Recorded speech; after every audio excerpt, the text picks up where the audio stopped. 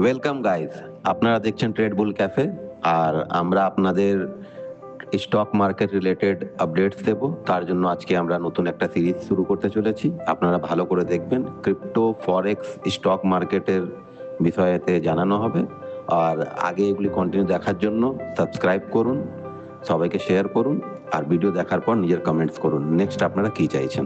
ধন্যবাদ। আচ্ছা, আজকের আলোচনাটা তাহলে শুরু করা যাক। আমাদের সামনে তিনটে আলাদা অর্থনৈতিক দুনিয়া আছে। একদম, তিনটে জগৎ, তিন রকম নিয়ম। হ্যাঁ, প্রথমে একদম পরিচিত ভারতীয় শেয়ার বাজার, তারপর বিশাল ফরেক্স মার্কেট, আর সব শেষে আসছে ক্রিপ্টোকারেন্সি। আমাদের লক্ষ্যটা হবে এই তিনটের মধ্যে আসল পার্থক্যটা কোথায় আর কোনটা কিভাবে কাজ করে সেটা সহজ করে বোঝা। চলুন তাহলে শুরু করা যাক সবচেয়ে পরিচিত জায়গাটা দিয়ে, ভারতীয় শেয়ার বাজার। আচ্ছা, বিএসই আর এনএসই তো আমরা সারাদিনই শুনি, কিন্তু এর পেছনে যে সেবি বলে একটা সংস্থা আছে, এর গুরুত্বটা ঠিক কি? সেবিকে আপনি খেলার মাঠের একজন রেফারির মতো ভাবতে পারেন। রেফারি? হ্যাঁ, এর মূল কাজটা হচ্ছে দেখা যাতে সবাই নিয়ম মেনে চলে, মানে কোনো বড় বিনিয়োগকারী যেন ছোটদের ঠোকাতে না পারে। তার মানে পুরো ব্যবস্থাটা কেন্দ্রীয়ভাবে নিয়ন্ত্রিত। একদম। এখানে আপনি একটা কোম্পানির মালিকানার অংশ কিনছেন, কোম্পানির লাভ হলে আপনার লাভ, লোকসান হলে আপনারও। খুব গোছানো একটা ব্যবস্থা।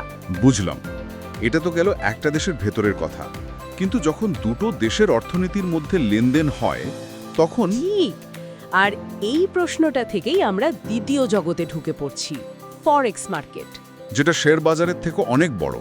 অনেক বড়। এর বিশালতাটা কল্পনা করা কঠিন। এটা সপ্তাহে 5 দিন 24 ঘন্টা চলে। বাহ, এখানে তো তাহলে কোম্পানির শেয়ার কেনা বেচা হয় না? না, এখানে বিভিন্ন দেশের মুদ্রা কেনা বেচা হয়।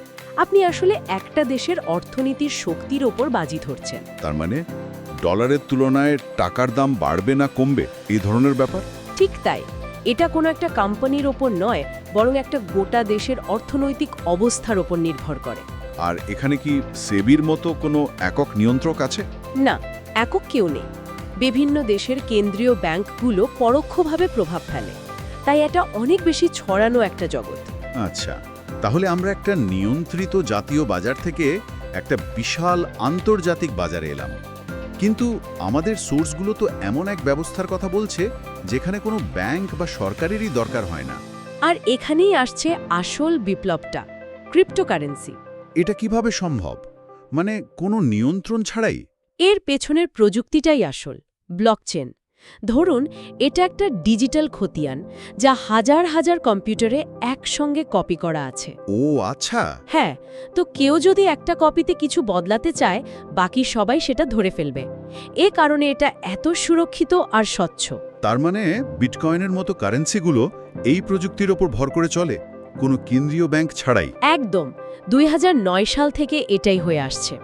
এই বিকেন্দ্রীকরণই একে বাকি দুটো ব্যবস্থা থেকে সম্পূর্ণ আলাদা করে দিয়েছে। কিন্তু একটা প্রশ্ন, শেয়ার বাজারে সেবি আছে, ফরেক্সেও বিভিন্ন দেশের ব্যাংকগুলো নজর রাখে, ক্রিপ্টোর জগতে যদি কোনো রেফারি না থাকে তাহলে তো ঝুঁকিটাও অনেক বেশি, তাই না?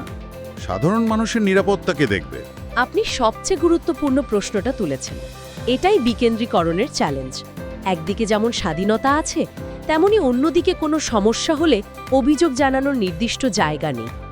এটা অনেকটা ওয়াইল্ড ওয়েস্টের মতো। কিছুটা সেরকমই। সুযোগ যেমন বিশাল, বিপদও ততটাই। এখানে ভরসা একমাত্র প্রযুক্তি।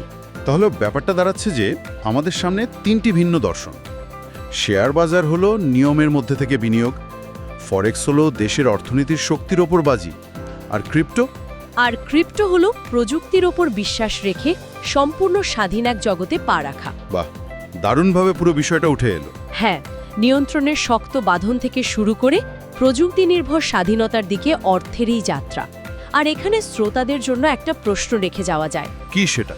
ব্লকচেইনের মতো প্রযুক্তি যত উন্নত হবে আর মানুষ যত একে বিশ্বাস করতে শুরু করবে, ভবিষ্যতে কি এই ঐতিহ্যবাহী আর বিকেন্দ্রীভূত আর্থিক জগতের সীমানাগুলো আরও ঝাপসা হয়ে যাবে? ভাবনার বিষয়, তাই না?